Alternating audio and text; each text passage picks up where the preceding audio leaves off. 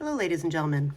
Welcome back to day 7 of chapter 4. We are taking a brief time out to take a look at a certain section of 4.3, inference for experiments. By the end of this video, you will be able to explain the meaning of statistically significant in the context of an experiment and use simulation to determine if the results of an experiment are statistically significant. Now, during class today, we went through the caffeine experiment activity. Right, for those who are not familiar with this, I will slowly scan the page.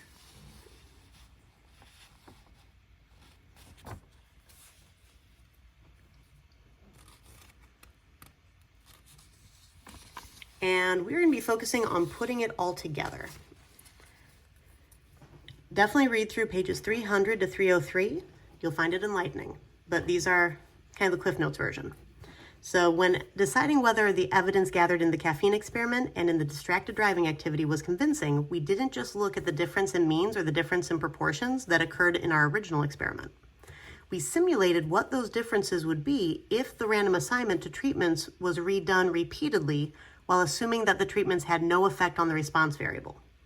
So we basically reshuffled our results over and over and over again and looked at the differences that would occur.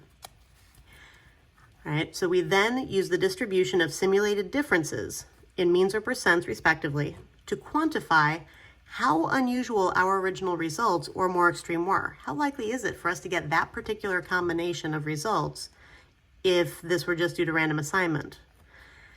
And the classification of results as unusual or not unusual is how we determine whether evidence is convincing. So what does it mean for if the results of an experiment are statistically significant? The formal definition is that when the observed results of a study are too unusual to be explained by chance alone, the results are called statistically significant. Now, what do we mean by explained by chance alone? So the purpose of random assignment in an experiment is to create two groups that were roughly equivalent at the beginning of the experiment. However, random assignment is likely to produce groups that are exactly alike. Right? It's unlikely that they're going to produce groups that are exactly alike. Roughly equivalent, yes. Exactly the same, not quite. So some variation is to be expected. Now, results are statistically significant if the change in our response variable cannot be explained by the variation that naturally occurs when treatment groups are randomly assigned. So this isn't just a large difference that you're judging to be large. It's a difference that's so large that we can't explain it due to our random assignment to treatments. That's what makes things statistically significant, not just significant. All right, statistically significant has a very specific set of rules that we follow.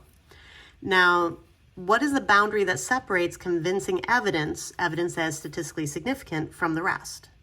All right, we recommend using a boundary of 5%. We, as in the AP statistics teachers, recommend using a boundary of 5% so that differences that would occur less than 5% of the time by chance alone are considered statistically significant and thus provide convincing evidence. All right. This section right here is very important for you to study. This is the foundation of most of the second semester of our course. And that's all we're going to be going through tonight. Don't forget to take a look at your next assignment, and I'll see you in class.